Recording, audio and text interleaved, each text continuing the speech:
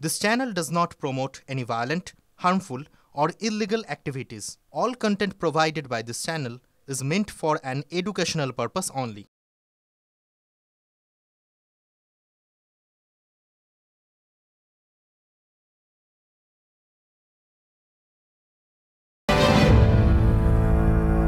कि मैं इस बिल को संयुक्त समिति को सौंपने की दरखास्त करने वाला हूं। मैं तो इस्तीफा देकर गया था। महाराष्ट्र में जिनको लेके डिप्टी सीएम बना के घूम रहे हैं आप। ये बिल संविधान विरोधी, मूल अधिकार विरोधी, न्याय विरोधी, नाम निर्देशित किए जाने वाले इस सभा के 21 सदस्य और उपसभापति द्वारा। আচ্ছা, রাজনীতি কি সত্যি সাপ লুডোর খেলা?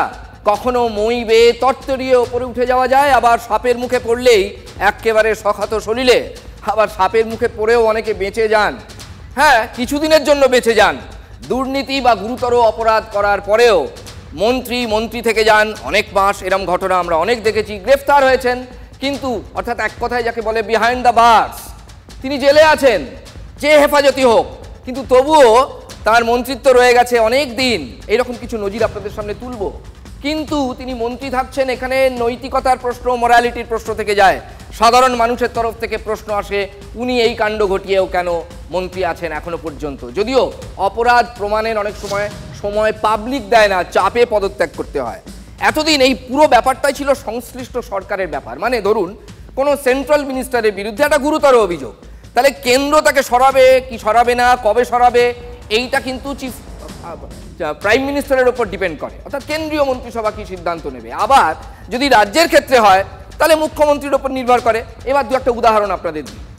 জ্যোতিপ্রিয় মল্লিক, যাকে লোকে সাধারণ মানুষ বালু বলেই জানেন, বিশেষ করে তার এলাকা এবং দলে, তিনি অ্যারেস্ট হয়েছিলেন রেশন কেলেঙ্কারি মামলায়। তিনি অ্যারেস্ট হয়েছিলেন। এইবার বালুবাবু অ্যারেস্ট হওয়ার প্রায় 3.5 মাস পর পর্যন্ত তিনি ছিলেন বিহাইন্ড দ্য বার্স, কিন্তু তিনি মন্ত্রী ছিলেন। 3.5 মাস 4 মাস পর, আমার যতদূর মনে পড়ছে ওই 3.5 থেকে 4 মাস তিনি কিন্তু মন্ত্রী রয়ে গিয়েছিলেন। তারপর তাকে সরানো হয়েছিল। আবার take for example say for Madan Mitra, কিছুতেই মদন মিত্রকে গ্রেফতার হওয়ার পর রাজ্য সরকার সরাচ্ছিল না।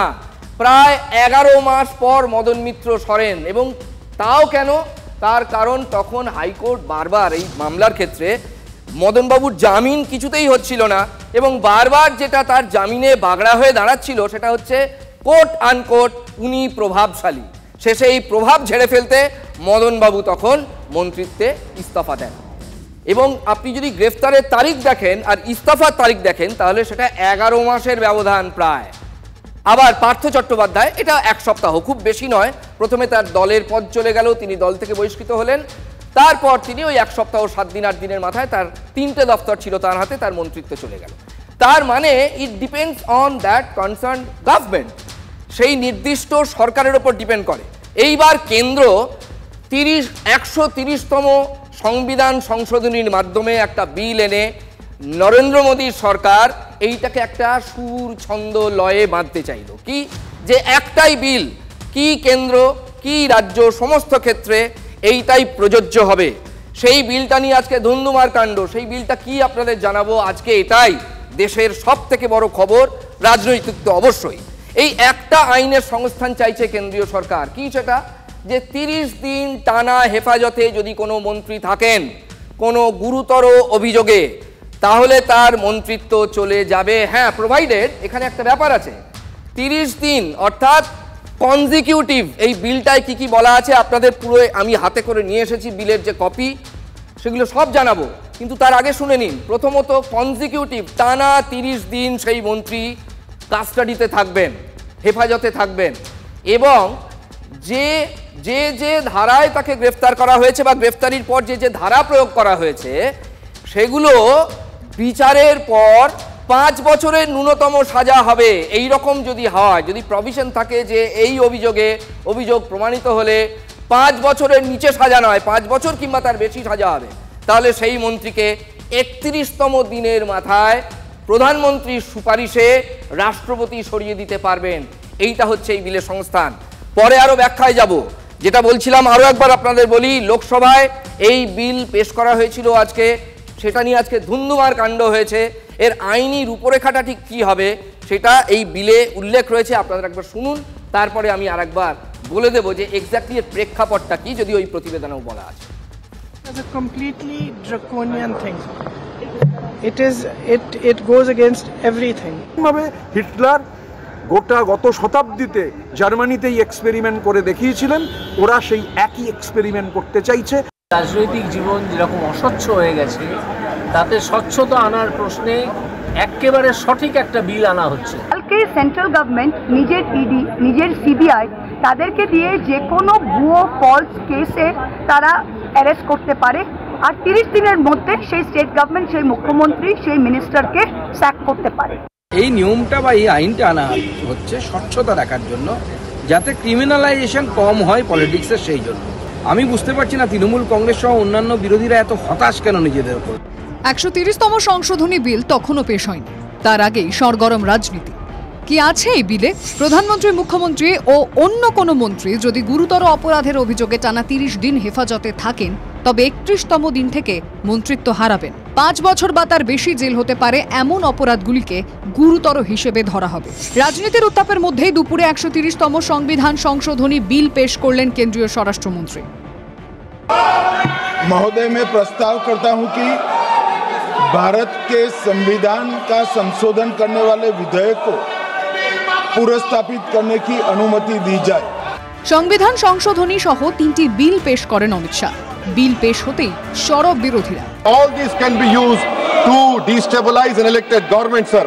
That is why I oppose introduction of all these 3 bills. मैं इन तीनों विधेयकों का पुरजोर विरोध करता हूं और गृह मंत्री से मैं ये आग्रह करना चाहता हूं कि ये तीनों विधेयकों को वापस लिया जाए। ততক্ষণে তুমুল হট্টগোল শুরু হয়ে গেছে লোকসভায়। ওয়েলে নেমে বিক্ষোভ দেখাতে থাকেন বিরোধী সাংসদরা। বিলের প্রতিলিপি ছিঁড়েও চলে প্রতিবাদ। ওয়েলে নেমে বিক্ষোভ চলে। সেই সময় তৃণমূলের মহিলা সাংসদদের হেনস্থা করা হয় বলে অভিযোগ তোলেন মিতালি বাগ। আমরা প্রতিবাদ চালাচ্ছিলাম এবং স্লোগান দিচ্ছিলাম, তো হঠাৎ করে বিট্টুজি এবং রিজুজি হঠাৎ করে এসে ঠিক মহিলাদের সাথে ঠিক এইভাবে সামনে এইভাবে আহত বাঘের মতো এইভাবে থাবা দিয়ে এইভাবে এসেছে। দেখুন কিভাবে ছিঁড়েছে চামড়াটা, এখনো দাগ আছে দেখুন। তৃণমূল সাংসদ মিতালি বাগের অভিযোগ, বিজেপির কিরেন রিজিজু ও রবনীত সিং বিট্টুর বিরুদ্ধে পাল্টা জবাব দিতে দেরি করেনি বিজেপিও। এই ভিকটিম কার্ড খেলার যে অভ্যেস তৃণমূলের, সেটা এরা করছে, কিন্তু এটা ঢাকার জন্য যে মমতা বন্দ্যোপাধ্যায় যেভাবে কাগজ ছড়েছিল, মহুয়া মৈত্র সেইভাবে কাগজ ছড়েছেন গৃহমন্ত্রীর দিকে, এইটা থেকে চোখ ঘোরানোর জন্য এটা এরা এখন অভিযোগটা করছে বলছে বিজেপির তরফ থেকে। হ্যাঁ, ছুটতেই পারে, কেউ না কেউ ছুড়েছে। আমরা কেন, কংগ্রেসও ছুড়েছে, কংগ্রেস লাস্টে এসে ছুড়েছে। আমাদের হাতে কোনো বিলের কপি ছিল না। Thank you so much. থোড়া দাদা, বিট্টু এবং যেটা কিরণ এটা মিতালিকে আর শতাব্দীর গায়ে ধাক্কা মেরেছে এসে বিট্টু আর রিজু। এটা পুরোটাই হচ্ছে উদ্দেশ্য প্রণোদিত, এবং উদ্দেশ্য প্রণোদিতভাবেই এটা সম্পূর্ণভাবে করা হচ্ছে। এর পেছনে কি উদ্দেশ্য আছে আগামী দিনে আপনারা বুঝতে পারবেন। কিরেন রিজিজু তো এদের কাছে যায়নি, এনারা নিজেদের সিট থেকে উঠে এসে কিরেন রিজিজুর কাছে এসেছে। খুব সংক্ষেপে আপনাদের একবার বলে দিয়ে বিলটার প্রেক্ষিত কি প্রতিবেদন দেখাবো, তার আগে শুনে নিন। সেটা হচ্ছে ভি সেন্থিল বালাজি, তিনি তামিলনাড়ুর মন্ত্রী ছিলেন, এখন আর নেই। 2023-এ ইডি তাকে মানি লন্ডারিং কেসে অ্যারেস্ট করে এনফোর্সমেন্ট ডিরেক্টরেট। এইবার তিনি গ্রেফতার হয়ে যাওয়ার পর সেখানকার যিনি রাজ্যপাল RN রবি, তিনি কি করলেন, তাকে স্যাক করে দিলেন। এইবার পলিটিক্যাল মহলে বিতর্ক শুরু হয়ে গেল যে গভর্নর সবসময় নিয়োগপত্র দেন, গভর্নরের কাছে মন্ত্রী শপথ নেয় বটে, কিন্তু মন্ত্রীকে সরানোর এখতিয়ারটা কি গভর্নরের আছে? রাজ্যপাল কি পারেন? সেটা দুর্নীতি হোক বা যে কোনো ক্ষেত্রে হোক, এইটা নিয়ে বিতর্ক বেঁধে গেল। এইবার রাজ্যপাল মহোদয় তাকে সরিয়ে দেওয়ার পর এটা কেসটা আদালতে চলে গেল। আদালতে সুপ্রিম কোর্ট কিন্তু তাকে বেল দিয়েছিল। যে মুহূর্তে সুপ্রিম কোর্ট ওই অভিযুক্ত মন্ত্রীকে বেল দিল, সঙ্গে সঙ্গে রাজ্যের মুখ্যমন্ত্রী MK স্টালিন তিনি আবার তাকে মন্ত্রিত্বে ফিরিয়ে নিয়ে চলে এলেন। এই যে মন্ত্রিত্বে ফিরিয়ে নিয়ে চলে এলেন, অর্থাৎ একজন একটা মারাত্মক দুর্নীতির ছাপ বা অভিযোগ যার গায়ে, তাকে রাজ্যপাল সরিয়ে দিল, সেই সরিয়ে দেওয়াটা ঠিক কি না বেঠিক সেটা নিয়েও একটা তর্জা হয়েছিল দেশ জুড়ে। এটা কিন্তু শুধু তামিলনাড়ুতে থেমে থাকেনি ব্যাপারটা। এইবার এটা একটা কনস্টিটিউশনাল বিতর্কের জায়গায় চলে গেল, পারেন কি পারেন না। তখন সুপ্রিম কোর্ট বেল দিল, যেই বেল দেওয়া হলো সঙ্গে সঙ্গে সেই কোট আনকোট দাগি মন্ত্রীকে বসিয়ে দেওয়া হলো আবার মন্ত্রিসভায়। মুখ্যমন্ত্রী তাকে আবার পুনর্বহাল করলেন। এইখানে আবার বড় বিতর্ক হলো, কেসটা আবার কোনোভাবে সুপ্রিম কোর্টের কানে পৌঁছয়। সুপ্রিম কোর্ট তখন উষ্মা প্রকাশ করে যে একজনকে সরিয়ে দেওয়া হয়েছিল তাকে আবার পাল্টা মন্ত্রিসভায় নিয়ে চলে আসা হলো। তখন এই যে নীতির প্রেশার, এক আদালত আর এক নীতির প্রেশার, পাবলিক ভিউ কি বলছে, পাবলিক ওপিনিয়ন কি বলছে, এইটাই পরের যে রিশাফেল হলো, সেই রিশাফেলে মন্ত্রিসভা রদবদলের সময় এম.কে. স্টালিন তখন তাকে সরিয়ে দিল। আর কিন্তু সেই মন্ত্রীকে বয়ে বেড়াতে পারলো না, সেখানকার মুখ্যমন্ত্রী বয়ে বেড়াতে পারলেন না। অর্থাৎ তার মানে বুঝতে পারছেন যে কি থেকে বিতর্কটার সূত্রপাত। এই জন্য কেন্দ্রীয় সরকার এমন একটা বিল আনতে চাইছে সংশোধন করে, যাতে রাজ্য এবং কেন্দ্র সব ক্ষেত্রেই একটাই নীতি মানা হয়। বঙ্গের ঝালে ঝোলে অম্বলে সবেতেই রাজনীতি। এমনকি কেন্দ্রীয় এজেন্সির হাতে যদি কেউ গ্রেফতার হন কোনো মন্ত্রী, তাহলে বিজেপি বলবে যে এটা সঠিক পদক্ষেপ, আর তৃণমূল বলবে প্রতিহিংসা। এটা তো আমরা রিপিট টেলিকাস্টের মতো সবাই জানে। রাজনীতির এমন তরজা দেখতে দেখতে বাংলার মানুষের গা সওয়া হয়ে গেছে। এই রকম আবহে নতুন সংশোধনী বিল ঘিরে রাজনীতি তপ্ত হওয়ার কথা ছিল, এটাই স্বাভাবিক।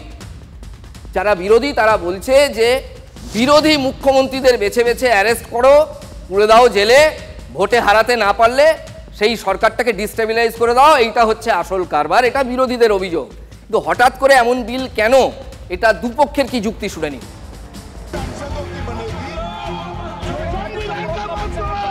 130তম সংবিধান সংশোধনী বিল ঘিরে সরগরম রাজনীতি। বিতর্কের সূত্রপাত 2023 সালের জুন মাসে। তখন ইডির হাতে গ্রেপ্তার হন তামিলনাড়ু তৎকালীন বিদ্যুৎ মন্ত্রী ভি সেন্থিল বালাজি। তারপরেই সেন্থিলকে মন্ত্রিত্ব থেকে সরিয়ে দেন তামিলনাড়ুর রাজ্যপাল আর.এন. রবি। তুমুল বিতর্ক বাধে। প্রশ্ন ওঠে কিভাবে রাজ্যপাল কোনো মন্ত্রীকে সরাতে পারেন। 24 সালের সেপ্টেম্বরে জামিন পান ভি সেন্থিল বালাজি। তড়িঘড়ি সেন্থিলকে মন্ত্রিসভায় ফেরান তামিলনাড়ুর মুখ্যমন্ত্রী এম.কে. স্টালিন। তবে বিতর্কটা থেকেই যায়। পরবর্তীতে সুপ্রিম কোর্টও উষ্মা প্রকাশ করে।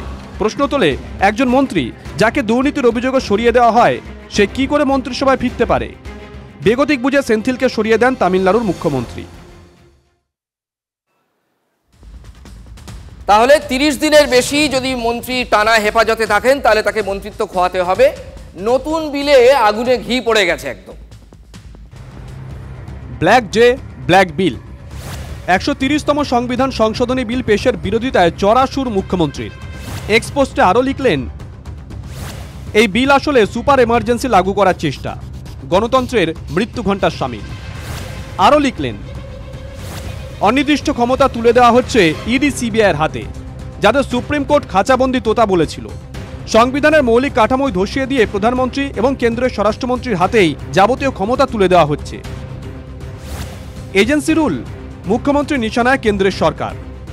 আমাদের দেশে এরকম বহু আইন রয়েছে, বিশেষ করে ইডি যাদের ধরবে তাদের পক্ষে বেলে পেরোনো খুব মুশকিল, এবং সেখানে 30 দিনের কেন ব্যাপার, 300 দিনেও অনেক বেল পায় না অনেকে। 30 দিন হেফাজতে থাকলেই 31তম দিনে মন্ত্রিত্ব থাকবে না। কেন্দ্রের সংশোধনী বিল নিয়ে প্রবল বিরোধিতা বঙ্গের শাসকের।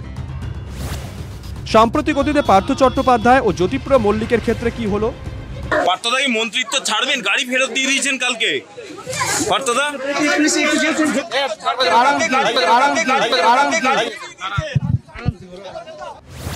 পার্থ চট্টোপাধ্যায় গ্রেপ্তার হন 2022 সালে 23শে জুলাই। পার্থবাবু মন্ত্রিত্ব ছাড়তে চাননি, কিন্তু গ্রেপ্তারির 5 দিন পর কি হলো? 28শে জুলাই একটা ছোট্ট প্রেস রিলিজ দিল নবান্ন। সেখানেই দেখা গেল কাটা গেছে পার্থ চট্টোপাধ্যায়ের নাম, আর তার 4 দিন পর বলেছিলেন মমতা, আমাদের একটা রিসাফেল করতে হবে। তখন সুব্রতদা মারা গেছে, সিনিয়র লিডার। সাধন পান্ডে মারা গেছে, সিনিয়র লিডার। পার্থ চ্যাটার্জি জেলে আছেন। এদের কাজগুলো কে করবে? কাউকে না কাউকে তো কাজগুলো করতে হবে। আর বালুর বেলায় 27শে অক্টোবর ভোররাতে জ্যোতিপ্রিয় গ্রেপ্তার হন। তারপর মন্ত্রিত্ব রয়ে গেল, আর দপ্তর সামলানোর দায়িত্ব গেল প্রতিমন্ত্রী বীরবাহা হাসদার কাঁধে। তবে জ্যোতিপ্রিয়কে মন্ত্রিত্ব থেকে সরানো হয় 24 সালের ফেব্রুয়ারি মাসে। গ্রেপ্তারির 3.5 মাস পর জ্যোতিপ্রিয় মল্লিক জামিন পেয়েছেন, তবে তাকে মন্ত্রিসভায় আর ফেরাননি মুখ্যমন্ত্রী। এবার নতুন সংশোধনী বিলে হেফাজতে থাকলেই 31তম দিনে মন্ত্রিত্ব খোয়াতে হবে মন্ত্রীকে। সে রাজ্যেরই হোক বা কেন্দ্রের। কোনো তদন্তকারী সংস্থা গ্রেফতার করে 30 দিন হেফাজতে রাখে, তাহলে 31তম দিনে তাকে মুখ্যমন্ত্রিত্ব অথবা সেই প্রদেশের মন্ত্রিত্ব থেকে ইস্তফা দিতে হবে। মানে আমি আমার আত্মপক্ষের সমর্থনের টাইমটুকুও পাবো না। তাহলে তো ভারতবর্ষে কোর্টের কোনো দরকার নেই। কারণ আছে, অন্য বিরোধীরা হয়তো অত চিৎকার চেঁচামেচি করবে না, করলেও অল্প করবে, গাঁইগুই করবে। তৃণমূল গলা ফাটিয়ে চিৎকার করবে, কারণ তৃণমূল যে হারে দুর্নীতি করেছে, ওই পরিমাণ দুর্নীতির জন্য তো তৃণমূলের সব নেতাদেরকেই জেলের ভেতরেই থাকার কথা। এই সরকার তো যা করে সব রাতের অন্ধকার। 2014 থেকে নোটবন্দি থেকে শুরু করে জিএসটি থেকে শুরু করে সবকিছু এরা রাতের অন্ধকারে করেছে, এবং এটা কাপুরুষের কাজ। এবং জেলের ভেতরেই ক্যাবিনেট বসবে এরকম একটা প্ল্যানও ছিল বলে আমার মনে হয়। তো এই আইন পাশ হয়ে গেলে সেইটা আর হবে না, কারণ ক্যাবিনেটে কেউ থাকতে পারবে না, বিহাইন্ড দ্য কার্টেন ক্ষমতা ভোগ করবে। বিরোধী যে রাজনৈতিক দল, সে রাজনৈতিক দলগুলো এবং তাদের যে নেতা কর্মী সমর্থক, মানুষের হয়ে যারা প্রশ্ন করছে, তাদেরকে কি করে শেষ করে দেওয়া যায়, পলিটিক্যালি তাদেরকে অ্যারেস্ট করে জেলে ঢোকানো যায়। নিষেধাজ্ঞা না মেনে অজয় নদ থেকে দেদার বালি পাচারের অভিযোগ। জামুরিয়া পাণ্ডবেশ্বরে ভোর রাতে চলছে অবাধে বালি পাচার। নদী থেকে বেআইনিভাবে বালি তুলে জঙ্গলে মজুত করার অভিযোগ। রাতের অন্ধকারে ট্রাক্টরে করে বালি পাচার হচ্ছে। প্রশাসন এবং শাসক দলের একাংশের মদতে দেদার বালি পাচারের অভিযোগ বিরোধীদের। পুজোর মুখে বিপাকে কুমোরটুলি, এমনই অবস্থা যে থমকে যেতে পারে প্রতিমা গড়ার কাজ। কুমোরটুলির প্রতিমা শিল্পীদের অভিযোগ এবং দাবি, পরিবেশের দোহাই দিয়ে পুলিশ বলছে প্রতিমার সাজসজ্জায় থার্মোকল চুমকি ব্যবহার করা যাবে না। এদিকে পুজোর আর 40 দিনও বাকি নেই। এই অবস্থায় এমন ফরমানে চিন্তায় শিল্পীরা, কিভাবে তাহলে প্রতিমা সাজানো হবে?